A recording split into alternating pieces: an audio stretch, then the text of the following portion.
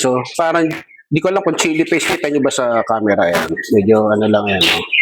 So, sinaling ko, maglagay tayo dito. Konti lang. Yan.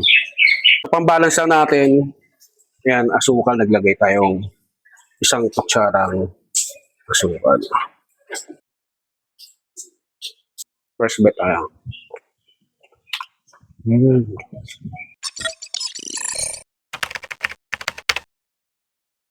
Sir Chef is back at tara, nandito ako ngayon sa likod bahay. Samahan niyo ako, magluluto ako ng easy recipe. Pasensya na kayo, di tayo nakapag-vlog, pero eto, bawi ako sa inyo. So tara, samahan niyo ako. Let's go!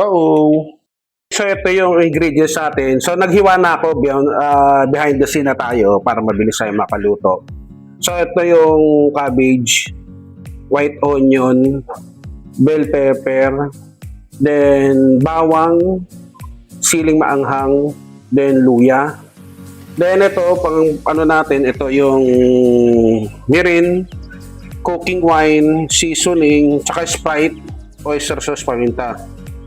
So sinalang ko na yung ito guys, yung squid na lulutuin natin, kasi frozen. Para lumambot. Tapos mamaya gigisa na natin. Mga kasepo frozen. Kaya papalambutin lang natin. Pero hindi natin masyadong lulutuin kasi para hindi lumabsa. O okay naman na yan yan. So sakto tayong kakain tayo guys. Ayan Malamig ang simoy ng hangin. Umuulan guys. Kaya masarap kumain ngayon tag-ulan. So ito, lalagyan natin ng Sprite. Wala kasi nabili si Kuya Mar nung nasa plastic na yung sa bote, sa tindahan lang to. Ito, lagyan natin ng Sprite yung konti para magbigay din ng ang Sprite, yung tamis at saka yung dyan, maalis yung lansa. Although hinugasan ko na to, kaso matigas pa rin kaya binabad ko. Tapos hinugasan ko uli.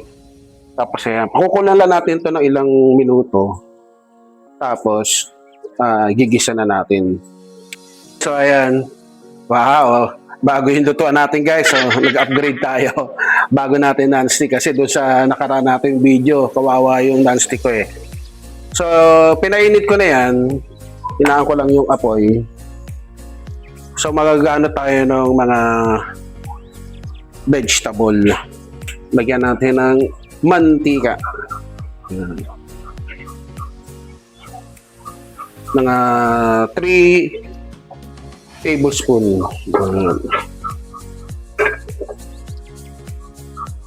Kapasalan na natin itong mga vegetable.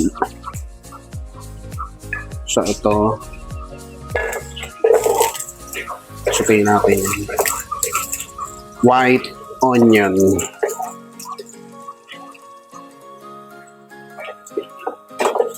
Kaya lang natin to guys, maano lang natin yung extract kasi isi-set aside natin yung mamaya.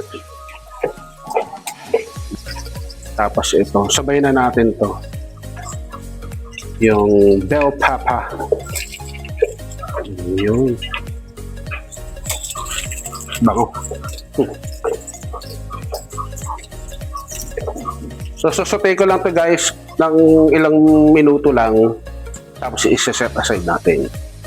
Sinet aside ko na yung white onion tsaka yung bell pepper. So, magsusutay na din tayo ng ibang mga rekado natin. So, unahin natin yung luya. Yan. So, hininaan ko yung apoy. Lakasan natin konti. Yan. Sakto lang. Baka masunog. Yan. Yan, mekos-mekos natin.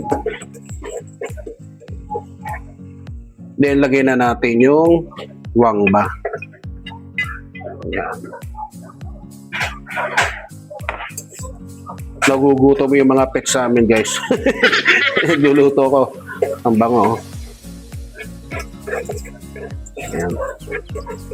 Pag nag-ano lang yung aroma niyan guys, balik na natin yung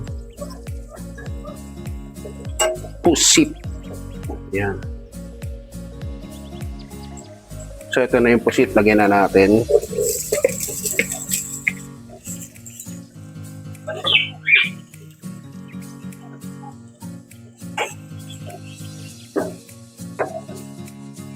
Gusto ko sana mag calamares.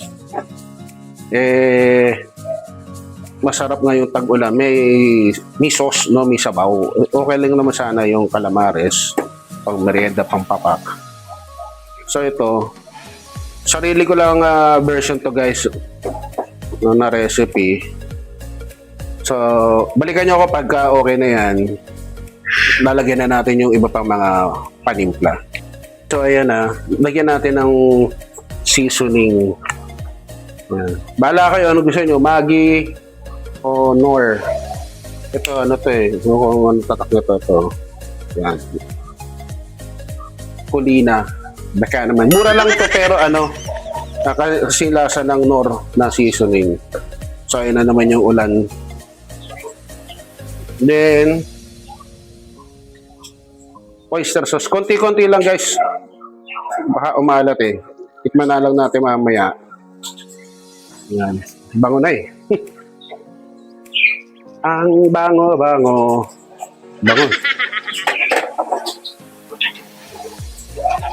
Yan.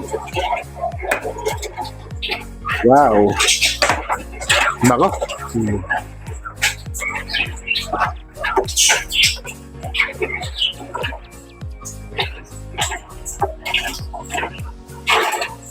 Tapos sagyan natin ito guys nung mirin. Konti lang din. So Japanese seasoning ito guys para maalis din yung lansa. Ayun. Yan. Ganda. Tapos sakasan natin yung apoy. Lagyan natin ng tira ng Sprite.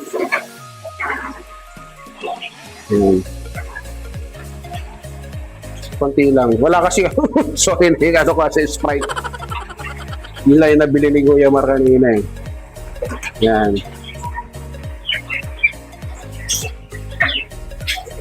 So wait lang mga kasepoy So medyo matabang, timplahan natin ulit. Kasi yung pwede natin makontrol yung habang matabang. Mahirap pag yung umalat. So oyster sauce. Tapos yung seasoning ulit. Yan. Tapos paminta. Yan, ping. Pepper. Yung masarap, madami.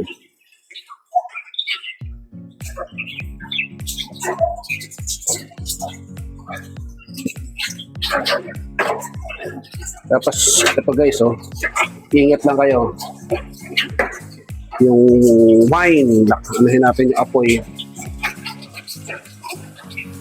hindi umano. Ayun,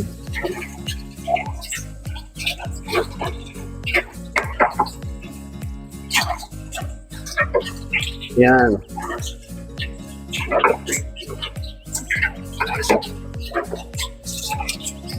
Sarap, diba? Bango.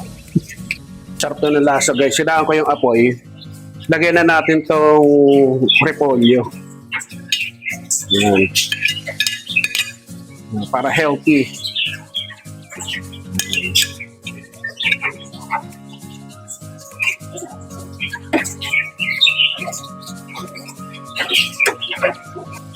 So meron din pala ako guys na nakita sa online. Hindi ito sponsor pero baka naman ito guys ito.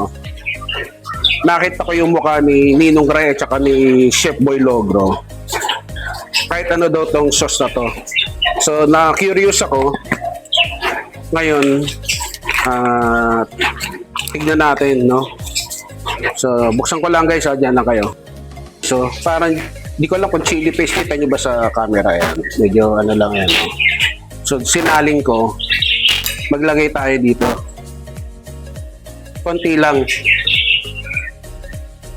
Yan. Parang chili ano siya eh. Yan.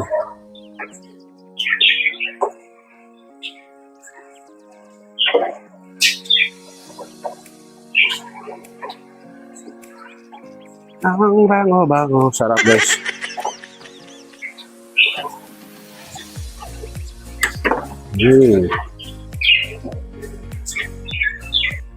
Okay na guys, malapit na maluto. Kasi pusit naman to eh. So pambalance lang natin, yan, asukal. Naglagay tayong isang kutsarang asukal. Ready na natin.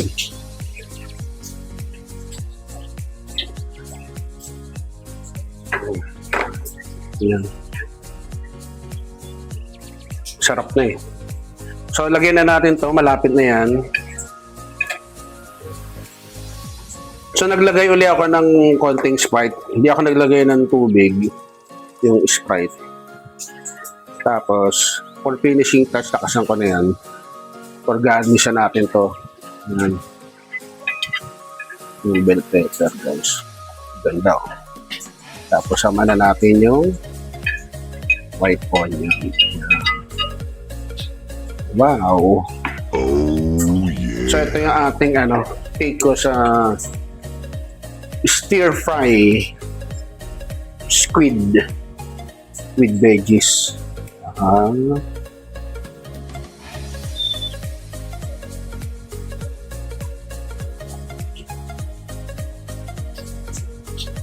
Dito na tayo sa loob ng bahay. Ang init. Pero umuulan. So, ingat tayo, no? May bagyo. Si Bagyong Luis. So, ito, papakita ko na sa inyo yung finished product nito ng ating, stir-fry squid with veggies. Wow! Oh my God! Wow! Ako, magpasalamat tayo. Diyos na banal sa pangalan ni Jesus. Salamat po. Amen. Tara, let's chibo! POV muna. Ingitin ko kayo.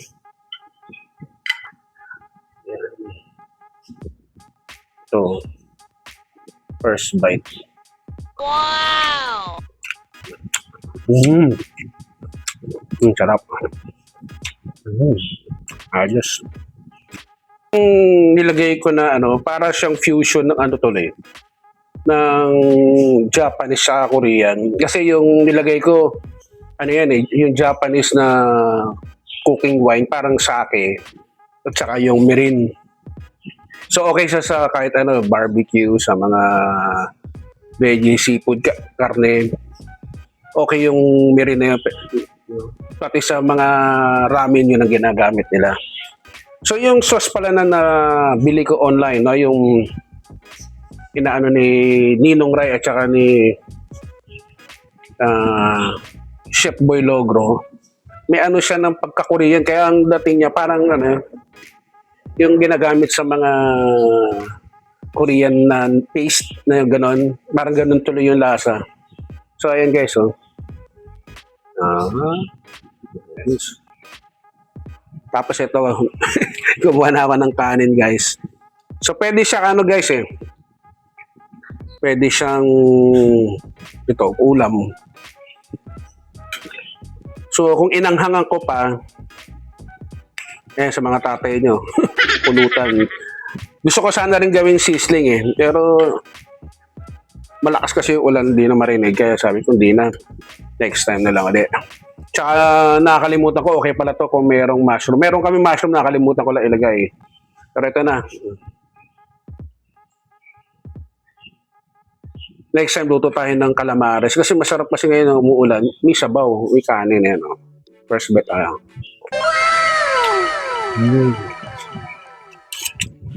sarap.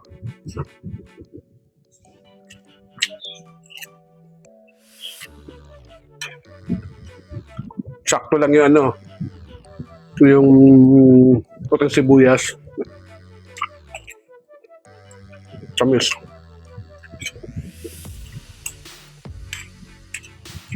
Lasa ng Korean talaga.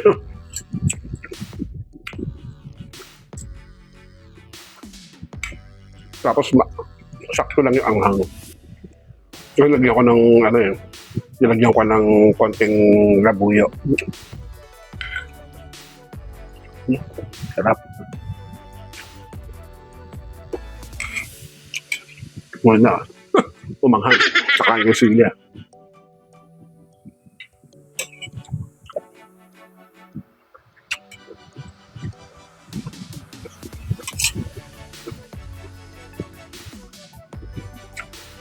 Kung may pagkain kayo, sabayan niyo ako. Kain tayo. So, sakto sa tag-ulan. Pwedeng ulam. Pwedeng pulutan. Kung gusto mo gawing sizzling, ito na rin yun. Butter lang sa sizzling plate. Ito na, panalo. Tutuwa yung mga tatay nyo. Okay guys, wait lang. Tagay muna tayo. Ang hangin.